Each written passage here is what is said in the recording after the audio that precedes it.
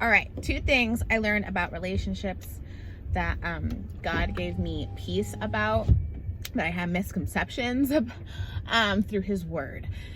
So the first thing was, last year, earlier 2021, I did a whole 180. I wanted to learn what this was all about. I wanted to learn it the right way. So in doing that, I had to detox and reconstruct everything. And in the process of that, I ended up being so I had all my walls up, so guarded about not wanting to fall into temptation of lust. And I still believe that it's important to stay celibate as long as you may. I still believe that that's true.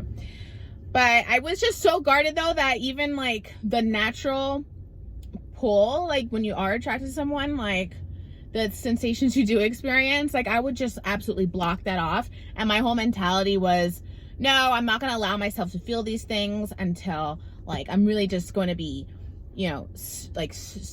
stucco and dry with the guy and just really just get to know them and be friends with them. And that's it. And that's how it should be. But I would basically, that's what I'm saying is I wouldn't allow the space for infatuation or lust. Oh my God, the sun. To be a factor at all. I really just shut it down. And I don't regret it, because I think that during that time, that's what I needed to do to build up my mind and my character around this. So, so last year, in the beginning, in midsummer last year, I opened the Bible and I told God, I said, God, show me whatever it is you want to show me today. And so I opened it up and I opened up to Psalms. There's a book in Psalm. There's few chapters in Psalms. I think it's Psalms. I'm not sure if it's Solomon or Psalms, where it's basically a romance novel, and it's about the King Solomon and his love affair, his love life with his wife. And it's a very sensuous book. It's considered one of the greatest love stories of all time. I don't know how. Maybe as I grow older, more mature, I will gain more appreciation for it. But he is talking about her breasts. He's talking about all these things. It's very illustrated and descriptive about how infatuated he is with her and how beautiful she is. And when I was done, I was like, why am I reading this? And then, but I was like, no, this is what God told me to read, so I'm gonna read the whole thing. So I finished the whole thing. And when I got done with it, I was like, why did I read that? I'm like, I don't know, but I trust Jesus. So not too long after that, it clicked in my mind why God wanted to show me that.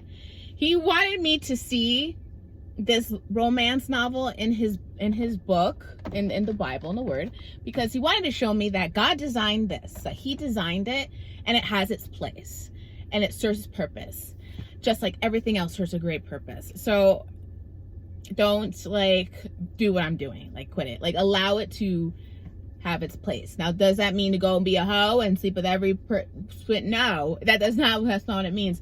But when you have that special someone, basically it was giving me a heads up of when that special someone does come, when it is time. Don't shut it down. Allow it to naturally and slowly, unravel, and let that fire in that fireplace build up and build up. You know what I'm saying? Anyway, so anyway, that's one thing. And number two, what was number two? Number two was something I learned this year. So when I was a little girl, and I believe that God allowed me to think this way for the time being so that it could help me in my growth, my understanding, my development. But now it's time to stop doing that. When I was younger, I told my mom, I think I was 16 or 15. I forgot when. I was 14. I forget. When I was a teenager, I remember telling my mom, having this aha moment and being like, you know what? We don't really need a husband. We don't really need a boyfriend. We don't need that. If you have God, that's all you need. And my mom was like, yeah, that's true. But she didn't play into it. So, but for me, that was my Achilles heel. That was my thing. And I also just love being single. I love being alone. I love my own company. And whoever has had the pleasure of being in my company, there's someone that I enjoy just as much, if not more, in my space. At least intimately. I love people. But I enjoy being single more than being with the wrong person, or just, I don't like to just be with someone just to be with someone for the sake of it. Like, what a waste, I feel.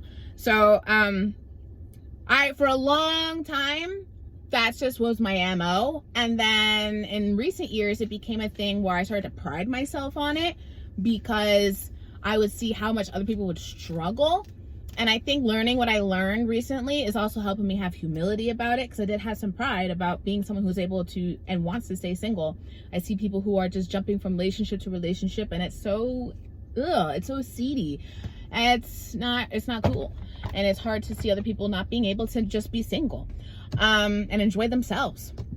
So I started to pride myself on that. And then this year, so it was a sense of pride. Last year I experienced a lot of pride with it, and then this year it became that layer was met with another layer of isolation. So this year, being isolated, especially the hard things I've gone through with my son, has really took a toll on me.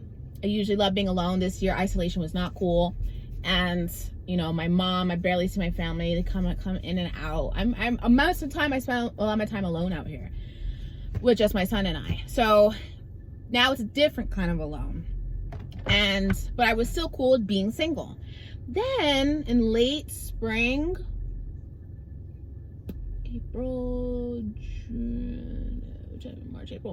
late May, it started to change. I started to notice that I was craving someone. Like, I was craving a partner. I had an actual desire, and I'm like, what is going on? I feel like the Grinch. When the Grinch, his heart is small and it starts to get bigger and bigger, and he's like, oh my God. and he's like, what is going on? Like, that's how I felt. I felt just like that. And so, but I let it ride out, and I was very aware that I had this desire, and I was very aware that someone would be coming into my life in that capacity. So, I at first, though, initially, that's how it ended. And once I made peace with it, it kind of went away, and I got back to just focusing on myself. But initially, when I started to crave and desire that, I had a hard time with it because of my long time understanding of, if you have God, you don't need anything or anyone else. Especially if you have your kid and God, you don't need anything or anybody else. But I was reading his word, and leading up to this, I also heard on Christian radio about how there's other testimonies of people having loneliness, feeling lonely, but that are so into their relationship with the Lord consistently, but they still crave a human loneliness. And I know that, like, that's why people need people. That's a basic fact. People need people. We need the human connection, the humanity. It's getting hot in here. People do need people. But for me, I guess I compartmentalize when it comes to having a partner. And I think that it's healthy to do that to a certain extent. So then I read, so in this time of discovery, I read the word, and I have reread Genesis. What my favorite book is, Genesis is one of my favorite books because it reveals itself. A lot of the things that we discover today, you can find it in the very, very early stages of creation. So, and what I found was that Adam, before Eve came along, and that goes really deep, but we're not gonna get into that. Adam was walking hand in hand, foot in foot, next to Jesus, to God, the Father, the source, the creator of all. Like as if the way you see me, as if someone's just sat in my car right now, like, that's how God was with him. Like, that's how Adam experienced him in the Garden of Eden. He experienced him like person to person, like raw, like live action. Okay, he was walking hand in hand with him, taking evening strolls with him, having full-blown conversations like this, and he experienced God in such a raw, primal way, and he still craved loneliness. He still craved company. He still had a loneliness. And it was there where I discovered that, there is a specific place that is meant to be filled by a partner. And you could say, oh, that's obvious. No, it's not, because listen, there are people who go on without a partner ever, and they're happier than a pig in a blanket.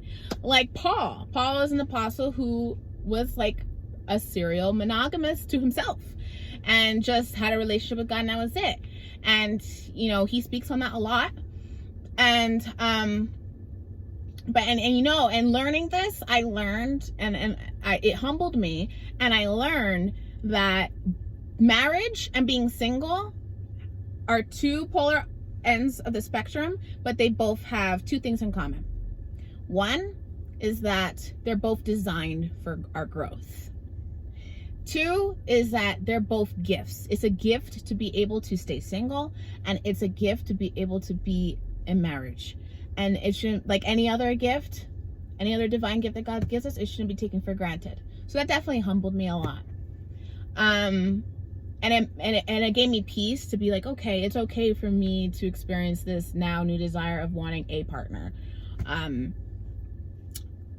It's just a place that not even God can fill, which speaks volumes, which is huge. God could fill every other place and every other void, but there's this one area that God is just not the one to fill it.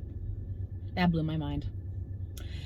So those are two things I learned about relationships, that God helped give me peace through his word. All right, I'm about to hit the gym. Y'all have a good night.